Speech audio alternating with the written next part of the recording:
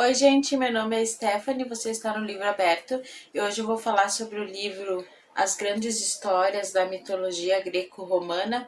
Na verdade, é um livrinho de bolso e ele fala assim algumas das histórias, contando as histórias da mitologia uma linguagem mais assim, mais fácil. Então as histórias são mais curtas,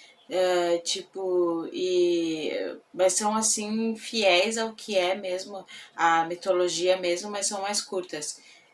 Essa a capa aqui, eu postei a foto no Instagram e um rapaz falou que essa capa é o mito da quimera. E daí eu pensei que ia ter aqui, né? Não tem. Eu nem conheço esse mito, né? Mas tem alguns dos mitos que eu mais gosto, né? Tipo, não tem todos, assim, que, né? É só um apanhado, é só um resumo, né? Dos maiores mitos, né? Então, tipo, tem, por exemplo, o mito do rei Midas, que é um mito que ele pediu aos deuses que tudo que ele tocasse virasse ouro. E isso foi atendido e ele tocou, tudo que ele tocava virava ouro, ele estava muito feliz, só que até que ele tocou a esposa dele e ela virou uma estátua de ouro. Então ele se arrependeu e pediu para desfazerem aquela dádiva que ele tinha, né, de tocar tudo e se transformar em ouro.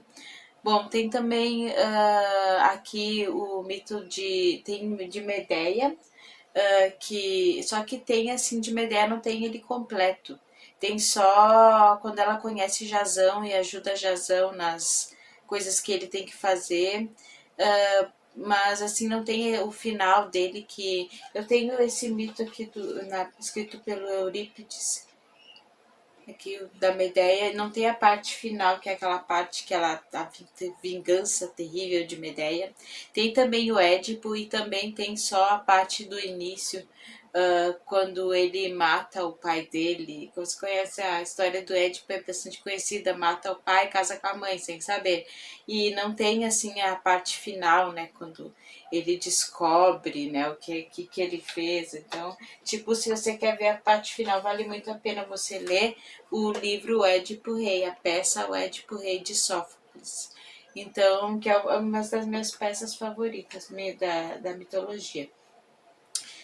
Tem outras, assim, tipo, interessantes, tipo o Aquiles, que tinha o seu fraco no calcanhar, um guerreiro da guerra de Troia, né?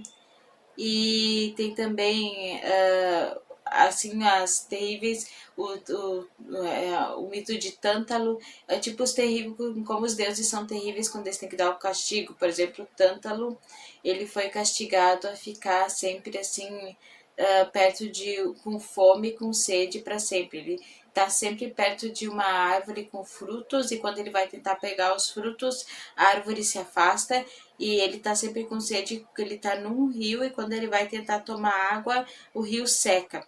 Então eles são terríveis nos seus castigos e dá para ver isso também no Sísifo, que é um mito que eu gosto, mas não tem aqui, que é o Sísifo é condenado a ficar rolando uma pedra até para sempre, até a eternidade, morro acima, e quando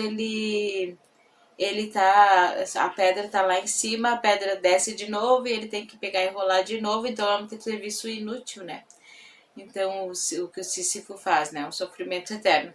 E tem também, agora me lembrei das irmãs da Naides, eu não me lembro por que elas sofrem o castigo dos deuses, mas elas são condenadas a ficar eternamente enchendo um tonel de água e esse tonel tá furado. Então é uma coisa também que nunca tem fim, porque elas estão sempre enchendo, ele tá furado, tá sempre esvaziando. Bom, agora eu vou falar da história que eu vou contar, que é a história que eu mais gostei, que é uma das histórias que eu mais gostava, e ainda bem que tinha aqui, que é a história de Orfeu e Eurídice.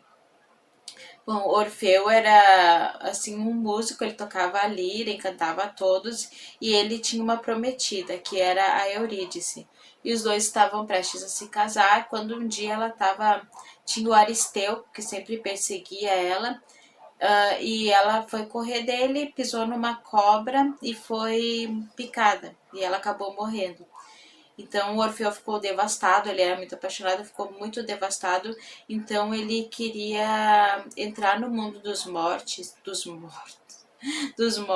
o Hades, e resgatar Eurídice. Então ele falou, pediu para Zeus para que ele pudesse entrar lá, porque os vivos não poderiam entrar no mundo dos mortos, para resgatar Eurídice. E Zeus concedeu a que ele entrasse no mundo dos mortos.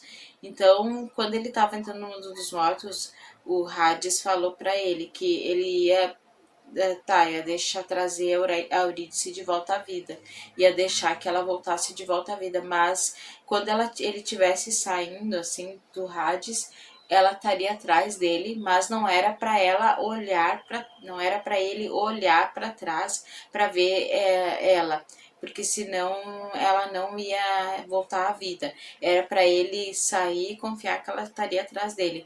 E ele ficou pensando que os deuses de repente estavam enganando ele. Então, o que ele fez? Olhou para trás. Olhou para trás para ver se era Eurídice mesmo. E era Eurídice mesmo vindo atrás dele. E quando ele olhou para trás, ela se transformou em fumaça e desapareceu, voltando para o mundo dos mortos. Então, ele ficou devastado, desolado. E porque, por conta da besteira dele ter olhado para trás, ela voltou para o mundo dos mortos e ele, né, ficou tão devastado que, tipo, as outras mulheres, tinha umas mulheres que queriam ficar com ele, gostavam dele, ficaram muito enciumadas porque ele estava ainda muito apaixonado pela Eurídice, então elas pegaram e mataram ele, despedaçaram ele, jogaram o corpo dos pedaços no rio, porque elas estavam com muito ciúme dele. Então, esse foi o fim de Orfeu. E daí aqui, nesse livro, conta que ele foi pro mundo dos mortos e reencontrou sua amada Eurídice. Aqui nessa versão, mas dizem que tem outras versões. Tem uma versão que eu tenho aqui no meu polígrafo. Esse polígrafo é o dicionário de mitologia, que na verdade era um livro que foi a gente xerocado a gente usou quando eu fazia literatura brasileira. Tinha algumas coisas que a gente podia usar daqui. E daí aqui fala um final diferente. Depois de a morte de Orfeu, sua lira foi transportada ao céu e se transformou numa constelação. A alma do poeta foi para os campos de Elísios, onde, revestido de longas vestes brancas, ele continua a cantar para os bem-aventurados. Então, nessa versão aqui, tem uma versão que os deuses castigam ele, o Orfeu. Mas aqui ele vai para os campos do céu, do Elísios, e ele fica cantando lá. E aqui eu gostei mais dessa minha versão, porque nessa minha versão os dois, o casal, Eurídice e Orfeu, se reencontram, né, no mundo. Mas é bem interessante, eu gostei. Bom, fica a dica do. Eu gosto bastante de. Bom, outra dica que eu ia dar é do filme. Tem um filme brasileiro e tem ele todo no YouTube, tava olhando, tem inteiro no YouTube, é Orfeu o nome, e é sobre esse mito de Orfeu, assim, todo ambientado no Brasil, na época de carnaval. Quem faz o Orfeu é o cantor o Tony Garrido e a Eurídice Patrícia França, e o Aristeu, que é aquele que é obcecado pela Eurídice, que causa a morte dela, é o Murilo Benício. Daí é ambientado todo durante o carnaval, a história acontece todo durante o carnaval, e é muito interessante ver a história sendo trazida para a realidade do Brasil, assim, para um ambiente brasileiro, um ambiente de carnaval. E o Orfeu, ele sempre dança, ele sempre sai no carnaval, pula no carnaval, quando ele conhece a Eurídice. É bem interessante, bem fiel as coisas ao mito, né? E fica a dica. É de 1999 esse filme. E é muito bom. Eu assisti a primeira vez na escola e depois eu assisti também que tinha acho que deu no Canal Brasil, depois eu vi que tinha no YouTube também. Então é muito bom, ficar a dica do filme também. Eu contei que já é um mito bem conhecido e não vai estragar a experiência de leitura, né? Se você quer ler o mito completo, é bem interessante, deve ter na internet. Eu acho que já é de domínio público. Bom, então fica a dica do Orfeu, da história do Orfeu e do de Eurídice, da mitologia. Então, se inscreva no canal se não for inscrito, deixe um like. Tchau!